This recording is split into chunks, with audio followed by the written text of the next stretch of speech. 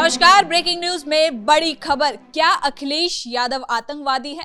ऐसा हम नहीं बल्कि सुब्रत पाठक कह रहे हैं। आपको बता दें कि भाजपा के पूर्व सांसद सुब्रत पाठक का ये बयान आने के बाद सियासी घमासान तेज हो गया है अखिलेश यादव को, और खासकर उन्होंने कहा है कि लाल टोपी पहनने वाले आतंकवादी होते हैं। तो इसी खबर पर ज्यादा अपडेट के साथ मेरे साथ मौजूद है मेरे सहयोगी हर्ष भारद्वाज। तो सर, क्या अखिलेश यादव आतंकवादी है जैसा कि सुब्रत पाठक ने कहा है?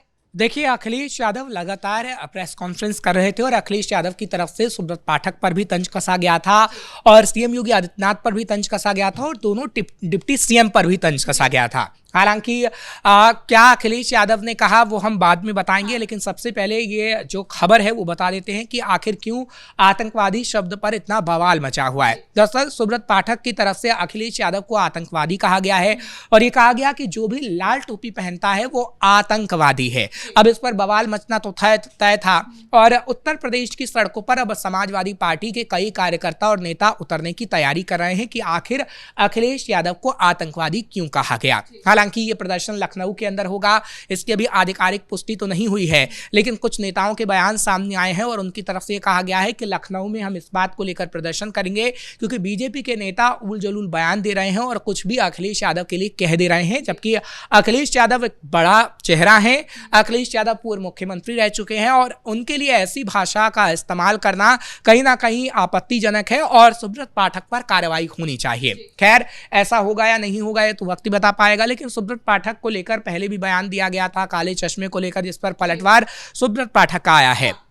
अब बात अखिलेश यादव के उन बयानों की करते हैं जिस पर सुब्रत पाठक ने पलटवार किया है और साथ ही साथ बीजेपी के कई नेताओं का भी पलटवार आया है। देखिए, सुब्रत पाठक पर उन्होंने कटाक्ष किया था, साथ ही साथ उप मुख्यमंत्री को लेकर भी कटाक्ष किया गया और ये कहा गया कि देखिए दोनों उप मुख्यमंत्री आधे आधे हैं और एक सीएम खड़ा है, क्योंकि केशव प्रसाद मौर्य की जब तस्वीर अखिलेश यादव के साथ आई थी तो कहीं ना कहीं ये सवाल उठ रहा था कि क्या केशव प्रसाद मौर्य समाजवादी पार्टी की ओर तो नहीं जा रहे हैं। और अखिलेश यादव ने तो ये भी कह दिया था कि आप हमारे पास आइए, हम आपके लिए वैकेंसी बना देंगे। तो अखिलेश यादव एक नैरेटिव गढ़ने की कोशिश लगातार केशव प्रसाद मौर्य के लिए करते रहे हैं और अखिलेश यादव उन्हीं लोगों को खास तौर पर टारगेट कर रहे हैं जो हम बीजेपी में मजबूत देख रहे हैं। देखिए, सुब्रत पाठक की आज जहां तक हम जिक्र करते हैं तो सुब्रत पाठक बीजेपी के पूर्व सांसद रह चुके हैं और बीजेपी की को लगातार वो मजबूत करते रहे हैं। उनका काफी अहम योगदान उत्तर प्रदेश के अंदर रहा है। लेकिन सर, इस बयान के बाद तो जाहिर है प्रदर्शन भी होगा और कहीं ना कहीं बीजेपी के लिए मुश्किलें भी खड़ी होंगी। देखिए, ये मुद्दा जहां तक हम बता रहे हैं अपने दर्शकों को, तो अभी विधानसभा का सत्र चल रहा है, शीतकालीन सत्र चल रहा है और विधानसभा में भी ये मुद्दा गूंजेगा। हालांकि लोगों के मुद्दों की बात कम विपक्ष करता है, लेकिन एसआईआर का मुद्दा आपने देखा है कि किस तरीके से उठा रहा है विपक्ष, बीएलओ की मौत का मुद्दा उठा रहा है, लेकिन अब आतंकवादी शब्द का इस्तेमाल भी विधानसभा के अंदर होगा और इस पर जरूर हंगामा बरपेगा कि आखिर बीजेपी के लीडर्स क्यों अखिलेश यादव को आतंकवादी कह रहे हैं और क्या किसी के लाल टोपी पहनने से कोई आतंकवादी हो जाता है। और आप ये मुद्दा जरूर गरमाते हुए विधानसभा के अंदर देखेंगी, क्योंकि देखिए विपक्ष के पास जब मुद्दे गौण हो गए हैं, उनके पास कोई मुद्दा बचा नहीं है, तो वो इसी मुद्दे का सहारा ले रहे हैं। अगर किसी ने कुछ बोल दिया है, आतंकवादी शब्द का इस्तेमाल किया है, तो इसे एक बड़ा मुद्दा बनाने की तैयारी है। खैर, सुब्रत पाठक ने किस अंदाज में ये कहा, किस लहजे में ये कहा, वो सुब्रत पाठक ही जाने, क्योंकि सुब्रत पाठक का लाल टोपी वालों को आतंकवाद कहने के बाद दोबारा कोई बयान नहीं आया है। ना ही उन्होंने उस पर कोई सफाई दी है, ना ही उन्होंने कोई ऐसी माफ़ी मांगी है, ना ही उनकी तरफ से कोई ऐसा लिखित पत्र आया है। इसलिए हम ये कह रहे हैं कि ये शब्द अभी और तूल पकड़ेगा, आतंकवादी शब्द, और ये दिखाने की कोशिश अखिलेश यादव करेंगे कि देखिए समाजवादी पार्टी को, जो समाज के लिए काम करती है, हमेशा से उनको आतंकवादी घोषित ये बीजेपी के लीडर्स कर रहे हैं। तो सर, क्या और भी बाकी किसी नेता का इससे जुड़ा कोई बयान आया है? देखिए, बयान अब इस पर बैक टू बैक सामने आ रहे हैं, क्योंकि बीजेपी लीडर्स की बात करते हैं तो बीजेपी लीडर्स सुब्रत पाठक के बयान का समर्थन करते हुए नजर आ रहे हैं। हालांकि उन्होंने आतंकवादी शब्द का इस्तेमाल नहीं किया है, लेकिन उन्होंने खास तौर पर यह जरूर कहा है कि अखिलेश यादव के संबंध हमेशा से माफियाओं के साथ रहे हैं। आपने कल ही देखा कि सीएम योगी आदित्यनाथ जब शीतकालीन सत्र शुरुआत हो रही थी और जब प्रेस कॉन्फ्रेंस कर रहे थे तो कफ सिरफ के मुद्दे पर उन्होंने कहा कि कैसे अखिलेश यादव के जो लिंक है वो हमेशा से से माफियाओं के साथ रहे हैं, तो कहीं ना कहीं अखिलेश यादव के माफियाओं के साथ लिंक को सीएम योगी से लेकर तमाम बीजेपी के नेता बताते रहे हैं। लेकिन सुब्रत पाठक ने आतंकवादी शब्द का इस्तेमाल कर दिया, इसलिए ज्यादा बवाल मच रहा है। नहीं तो आप देखिए, सीएम योगी आदित्यनाथ ने माफिया के साथ संबंध सीधे अखिलेश यादव का बताया और अखिलेश यादव पर बड़ा कटाक्ष किया है। ये कोई छोटा मोटा कटाक्ष नहीं है। और वाकई जब आप इतिहास के पन्नों को पलटकर देखती हैं तो अखिलेश यादव के संबंध माफियाओं के साथ रहे हैं, इससे इनकार नहीं किया जा सकता है। आज भी कई ऐसे माफिया से जुड़े लोग हैं कि अखिलेश यादव के संबंध रहे हैं और अखिलेश यादव से जब सवाल पूछा जाता है तो अखिलेश यादव मुंह छिपाकर भागते हुए मीडिया के सामने नजर आते हैं। तो अखिलेश यादव के जब माफियाओं के साथ संबंध रहेंगे तो उनसे सवाल तो पूछा ही जाएगा। हाँ, ये बात अलग है कि अखिलेश यादव पूर्व मुख्यमंत्री रहे हैं और उनके लिए जिस भाषा का इस्तेमाल किया जाना चाहिए वो मर्यादित होना चाहिए, अमर्यादित नहीं। इसमें कोई दो राय नहीं है। और सर, अब हो सकता है यही मुद्दा अब 2027 के चुनाव में भी देखने को मिले, क्योंकि जैसा कि आपने कहा कि अखिलेश यादव पूर्व सीएम है और एक बहुत बड़े चेहरे हैं विपक्ष के तौर पर, तो ऐसे में उनके लिए आतंकवाद का शब्द का प्रयोग करना कहीं ना कहीं भाजपा के लिए भी थोड़ा सा नुकसानदायक हो सकता है। देखिए, लाल टोपी पे खास तौर पर गुस्सा है क्योंकि लाल टोपी वालों को आतंकवाद कह दिया गया।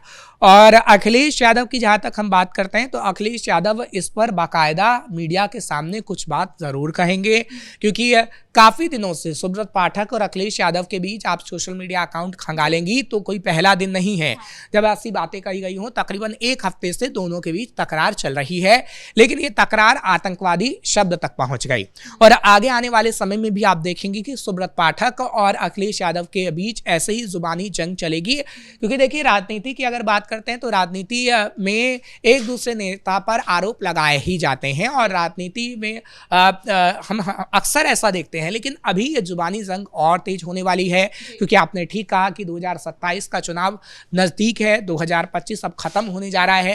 2027 के चुनाव में सिर्फ 1 साल का वक्त बचा है और इन 1 सालों में आखिर क्या अखिलेश यादव अहम मुद्दे ला पाते हैं जो जनता से जुड़े होते हैं, या फिर सुब्रत पाठक जैसे बीजेपी नेताओं के बयान को ही ऊपर रखते हैं और इन मुद्दे को उठाते हैं, देखने वाली बात होगी। लेकिन आप इतना जरूर कह सकते हैं कि 2027 तक अखिलेश यादव खामोश नहीं बैठेंगे।